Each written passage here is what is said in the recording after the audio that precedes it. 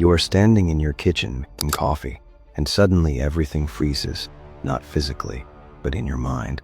You have done this before. Same cabinet, same mug, same angle of morning light. But here is the thing that nobody talks about. It is not the familiarity that is strange. It is the split second right before it happens, where something in you knows it is coming. That is not a glitch. That is a ping. Déjà vu happens to about 70% of people at some point in their lives. The standard explanation is that it is a minor neurological misfire, a timing error, where your brain processes the present as a memory. But if that were true, why does it feel less like remembering, more like confirming? Why does it come with that specific sensation, that eerie recognition that goes beyond familiarity into something closer to verification? Because what if déjà vu is not your brain malfunctioning? What if it is working exactly as designed, and what you are experiencing is the moment when this reality checks itself against the template you agreed to before you got here? Let me walk you through what that actually means. Most people describe déjà vu the same way. A sudden, overwhelming sense that this exact moment has happened before. Same sounds, same smells, same sequence of events. And it usually lasts anywhere from a few seconds to maybe half a minute before it fades. What is interesting is how consistent the reports are. People across cultures, across time periods, all describing the same phenomenon with the same characteristics. That level of consistency suggests we are not dealing with random neural noise. We are dealing with something systematic. Now here is where it gets specific. Pay attention to when déjà vu happens to you. Most people will tell you it occurs during mundane moments, making breakfast, walking down a hallway, having a conversation about nothing important, rarely during major life events, rarely during moments of actual significance. That pattern alone should make you pause. If this were truly a brain glitch, you would expect it to be random, but it is not random. It clusters around the ordinary, the routine, the forgettable. Why would a system checkpoint manifest during the most unremarkable moments of your life? Because those are the moments where you are most likely to be running on autopilot. When your conscious attention is lowest, when you are least likely to question what is happening. Think about it. You are going through the motions, barely present, and suddenly there is this jolt of hyper-presence, this acute awareness that you have been here before. But instead of investigating that feeling, instead of stopping and examining it, most people dismiss it within seconds. They laugh it off, shake their heads, keep moving, and that is exactly the point. But the sensation is intense enough to register, but brief enough that you will not chase it. It is calibrated. You feel the echo without questioning the original sound. You recognize the loop without seeing the circle. And by the time you think to pay attention, it is already gone, and you are back on script. Some researchers frame this as a memory encoding error. Your brain accidentally tags a new experience as old. But that explanation falls apart when you look at the actual phenomenology of the experience. People do not report the flow as a vague sense of familiarity. They report it as precise, as exact, as if the moment they are in has been pre-lived down to the smallest detail. The way the light hits the wall, the specific word someone says at the specific second they say it, the texture of the air. That is not an encoding error. That is pattern matching. And it is matching against something that exists outside of your current timeline. Here is another detail most people do not track. Déjà vu often comes with a subtle sense of inevitability. Not just that this has happened before, but that it was always going to happen this way. Like you are watching a scene you have already rehearsed. There is no surprise in the moment itself, only surprise at the recognition. And underneath that recognition, if you pay close enough attention, there is something else. A faint awareness that you are exactly where you are supposed to be, following exactly the path you are supposed to follow. Which brings us to the actual mechanism. Before you entered this life, according to certain models of how the between lives architecture functions, you did not just show up and start fresh. You went through what could be described as a planning session, a life design process, and in that process, certain decision points were mapped out, certain experiences were templated. Not every moment, because free will has to exist on some level for the system to extract what it needs from you. But key moments, anchor points, checkpoints, Deja is what it feels like when your current experience syncs up with one of those pre-mapped anchor points. It is a confirmation ping, the system checking that you are still on the rails, that the timeline is progressing according to the blueprint. And the reason it feels so strange, so uncanny, is because in that moment you are brushing up against the edge of a truth you are not supposed to consciously access. You are feeling the seam between the script and the performance. Most people, when they experience déjà vu, they try to remember where they have seen this before. They assume it is a memory from earlier in this life that have forgotten. But some people, if they sit with it long enough, start to get a different sense. Not that they lived this moment before in this life, but that they saw this moment before entering this life, like watching a preview. And that sense, that specific flavor of recognition, that is closer to what is actually happening. The between lives planning process, in this framework, is not abstract. It is immersive. You are shown key scenes from the life you are about to enter, moments that will anchor your trajectory, and you agree to them, or you are convinced to agree to them. And then, because the system cannot have you walking around with full knowledge of the script, those memories are suppressed, pushed down below conscious access, but they are not erased. They are still there, encoded somewhere in your structure. When you hit one of those pre-shown moments in real time, there is a flicker of recognition, a momentary breakthrough of that suppressed knowing that is déjà vu. Now you might be thinking, if this is true, why does not everyone recognize it for what it is? Why do most people just shrug it off? And the answer is the same reason most control mechanisms work. Normalization. You have been conditioned your entire life to accept the mainstream explanation. Brain glitch, memory error, neural static. It is harmless. It is meaningless. Do not think about it. And because the sensation itself is so brief, because it does not come with clear images or explicit information, it is easy to let that explanation satisfy you.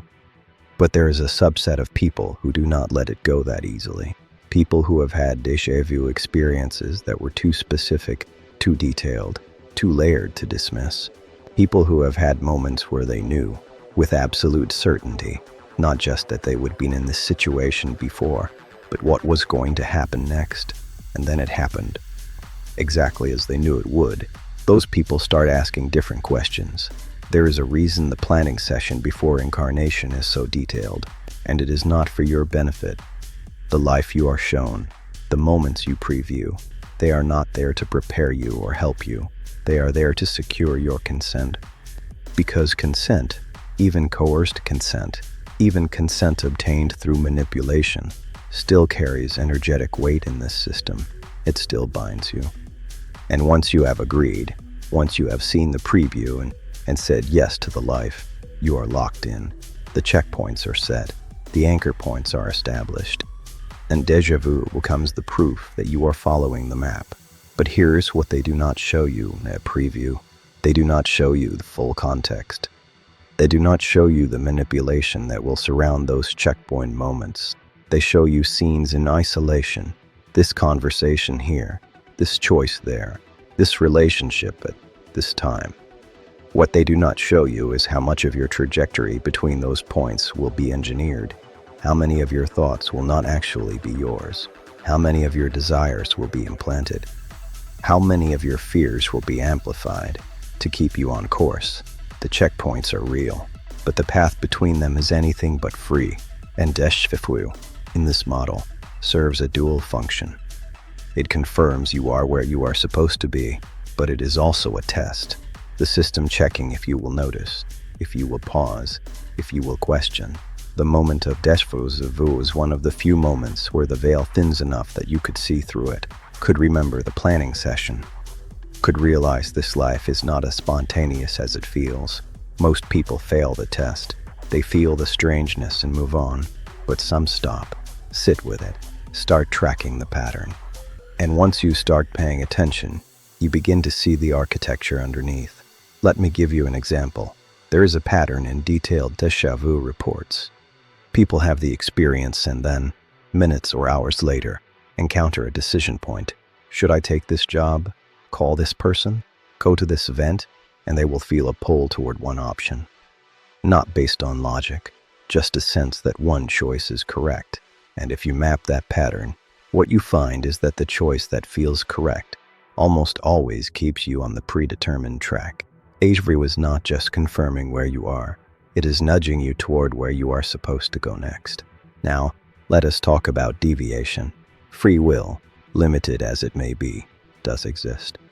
You can make choices that take you off the mapped path, and when that happens, the system has protocols to course correct, synchronicities that guide you back, opportunities that close or open, people who enter or exit your life, but sometimes more aggressive, accidents, illnesses, upheavals that force you back on the rails.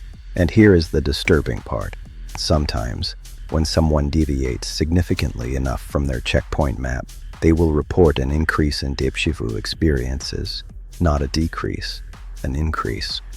Like the system is pinging them more frequently, trying to re-establish the sync, trying to remind them, on a subconscious level, of the script they agreed to.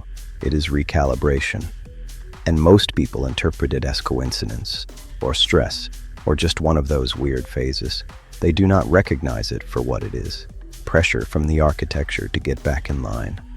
There is also chronic déjà vu, where the feeling does not last seconds but stretches into minutes, sometimes hours. Medical science categorizes this as a neurological disorder, usually temporal lobe epilepsy, and there are cases where that is accurate, but there are also cases where something else is happening. What if chronic déjà vu is the system flooding someone with sync signals trying to pull them back on script? Or what if it is suppressed memories pushing up harder than they are supposed to? When the veil is thinning in a way that was not planned. Either way, the response is usually the same. Medication. Suppress the symptom. Get the person back to not noticing. Let us go deeper into the planning session itself, because the preview you are shown before entering a life is not comprehensive. It is selective.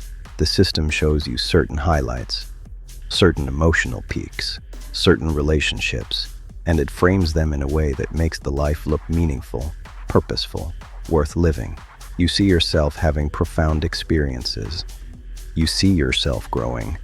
You see yourself connecting with specific people who, you are told, are important soul contracts. The presentation is compelling.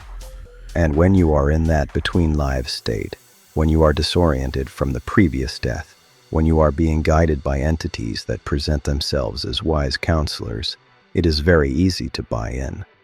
But what you do not see in that preview is the suffering, the grinding, repetitive suffering, the ways in which you will be broken down over and over to keep you producing the energy the system feeds on. You do not see the depression, the anxiety, the chronic sense of meaninglessness that will plague you during the years between those highlight moments. You do not see how much of your life will be spent in survival mode, in fear mode, in scarcity mode. They show you the checkpoints. They do not show you the checkpoints are just waypoints in a harvest operation. And déjà vu, when you hit those checkpoints in real time, they can feel validating, like proof that you are on the right path, like confirmation that this life has meaning and structure. But what it is actually confirming is that you are still in the cage, still following the route, still generating the output. Some people report that during déjà vu, they have a brief flash of seeing the moment from outside themselves, like watching it from a third-person perspective. That specific detail shows up often enough that it is worth noting, and in the framework we are working with, that makes sense, because the perspective you are flashing to is not just an imaginative shift. It is the perspective you had during the preview. When you were shown this scene before incarnating, you were watching it, not living it, and in the moment of déjà vu, you are briefly accessing that observer position again. You are remembering the act of watching what you are now performing. That is why it feels so surreal. Because for a split second, you are both the actor and the audience. Now let me tell you about Michael, tech consultant, mid-30s, lived in Seattle, rational guy. Not into spirituality, not into conspiracy theories, not into anything that could not be measured or proven. But Michael started having déjà vu experiences that he could not ignore. And what made them different was a specificity. He would be in a meeting and suddenly know, with absolute certainty, that his colleague was about to say a specific phrase, not guess, no. And then she would say it, word for word, or he would be driving and know that the car 3 lanes over was about to swerve, and it would, exactly when and how he knew it would. At first he tried to rationalize it, subconscious pattern recognition, his brain picking up on cues he was not consciously aware of, but the experiences kept escalating. And eventually he had one that broke his framework completely. He was at a restaurant he would never been to, in a part of town he rarely visited. And as soon as he walked in, he knew everything that was about to happen for the next 10 minutes. He knew the hostess would seat him at a specific booth. He knew the waiter would spill water on the menu. He knew the couple at the next table would start arguing about something trivial. And he knew that at the end of those 10 minutes, he would receive a phone call that would change the trajectory of his career. And it all happened exactly as he knew it would. That was the moment Michael started researching, and what he found was a community of people who would all had déjà vu experiences too precise to dismiss, all asking the same questions. If I knew this was going to happen, where did that knowing come from? If this moment was previewed, who showed it to me? Michael found information about pre-birth planning, soul contracts, the between lives review process, initially comforting, but the more he dug, the more questions emerged. Why did the plan always involve suffering? Why did the contracts bind him to difficult relationships?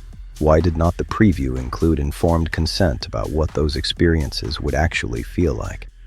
And that is when Michael stumbled onto a different framework, one that explained a planning session as a collaborative design process, but as a coercion process, where entities that present themselves as guides and counselors are actually administrators of a harvest system, where the life you are shown is packaged to look appealing, but the fine print, the actual terms of the contract, are hidden, where déjà vu is not proof of divine order, but proof of manufactured order, proof that you are running a program. Michael's story is not unique. There are thousands of accounts like his. People who started paying attention to déjà vu and ended up questioning the entire nature of their existence. And what is interesting is how often the system pushes back when someone gets close to the truth. Michael reported that after he started researching this material, his déjà vu experiences stopped almost completely, like someone had flipped a switch. And at the same time, he started experiencing what he described as heavy interference in other areas, technology malfunctioning around him, relationships suddenly falling apart, pervasive sense of being watched.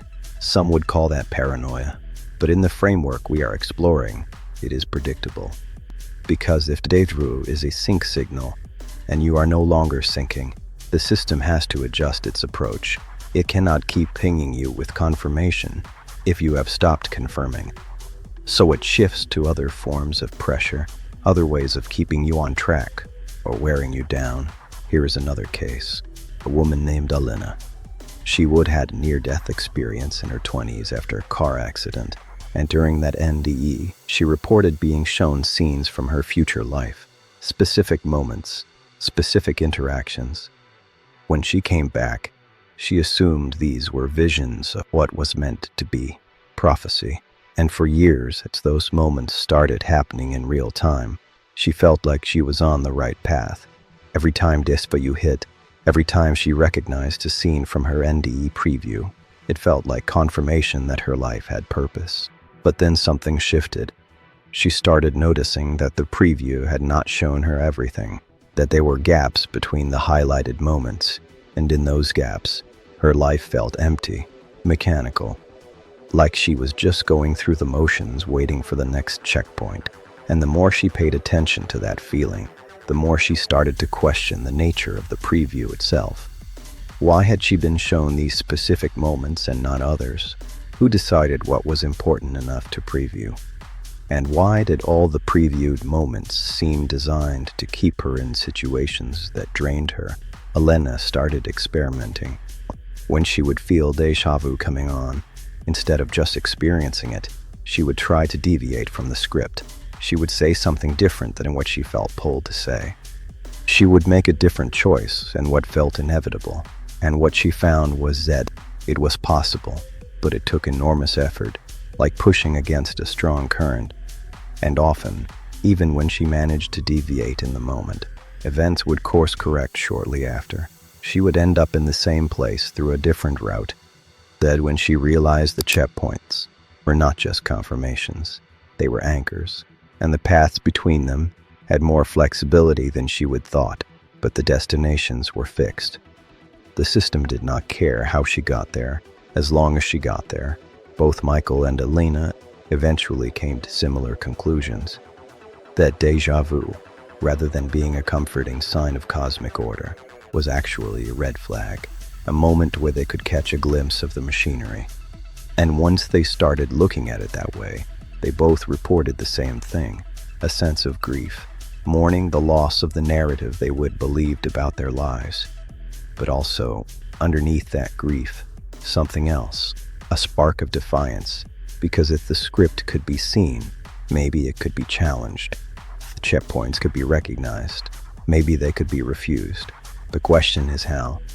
Let us talk about memory suppression. The fact that you do not consciously remember the planning session is not an accident. It is by design. If you knew the script in advance, you would not play your role convincingly. You would not generate the authentic emotional responses the system feeds on. Fear, despair, longing, all of it has to be real. And that only happens if you believe the experience is spontaneous.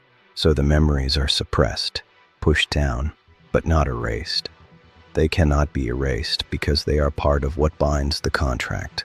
And déjà vu is one of the cracks where that suppressed memory leaks through. You are not recalling the entire planning session, but you are feeling the echo of it, touching the edge of that knowing. Some people who practice expanding that moment report accessing fragmentary images from the planning session. During deep meditation or lucid dreaming, they see the room, the entities, the screens showing their future life, and often they realize the agreement was not as voluntary as they would assumed. There are accounts of people remembering being pressured, being told they had karmic debts to repay, being shown suffering they would supposedly caused in previous lives, and convinced this life's hardships were necessary, being introduced to people presented as soulmates who became their primary sources of pain. The manipulation is sophisticated, and the worse because when you are in that between lives state, you are vulnerable, disoriented, suggestible, and the entities running the process know exactly how to exploit that. Déjà vu, in this context, is both a symptom and an opportunity. It is a symptom of the control system functioning as intended, but it is also an opportunity to recognize that system, to see the seam. And for those who are ready to look, it can become a doorway into remembering not just the checkpoints, but the entire process that put them there. So what do you do with this? How do you work with déjà vu once you understand what it actually is? First, stop dismissing it. When it happens, do not shake it off. Do not laugh it away. Pause. Sit with the sensation. Let it expand instead of contracting it. Pay attention to what comes up. Sometimes it is just the recognition, but sometimes, if you give it space, you will get more. A sense of decision, a sense of crossroads, a subtle knowing that something is being offered in that moment. Second, start tracking it. Write down when déjà vu happens, what you were doing, what you were thinking about right before, what happened in the hours or days after. Look for patterns. You might start to notice that it clusters around certain types of situations or certain types of people. That information tells you where your checkpoint map is densest, where the system is most invested in keeping you on script. Third, experiment with deviation, not recklessly, but consciously. The next time you have déjà vu and you feel a pull toward a specific choice or action, try choosing differently. See what happens. See how much resistance you encounter. See if the system course corrects and how. That experimentation teaches you the limits of your agency within this structure, and it also teaches you where the weak points are, where you actually have leverage. And fourth, go deeper. Use the moment of déjà vu as a trigger for memory retrieval. When it happens, close your eyes if you can, breathe, and ask yourself, where have I seen this before? Not in this life, before this life. See if anything surfaces, images, impressions, sensations. Do not force it, but create the space for it. Over time, you might start accessing fragments of the planning session, and those fragments, even if they are partial, can give you critical information about the contracts you are operating under. The checkpoint system is designed to keep you asleep. Déjà vu is the alarm clock. Whether you hit snooze or wake up is your choice. But understand this. Once you start seeing the checkpoints for what they are, once you start recognizing the script, you cannot unsee it, and the life you thought you were living starts to look different, less spontaneous, less free, more mechanical. That can be destabilizing. It can be lonely, because most people around you are still running their programs without question. And when you try to talk about this, when you try to explain what you are seeing, you will often be met with dismissal or concern. That is part of the design too. Social pressure to stay in consensus reality, to not ask the questions that threaten the system's stability. But if you've gotten this far, if you are still listening, you are probably someone who is willing to trade comfort for truth, and that trade, uncomfortable as it is the only way out. The next déjà vu you have, remember this. You are not remembering, you are recognizing the cage.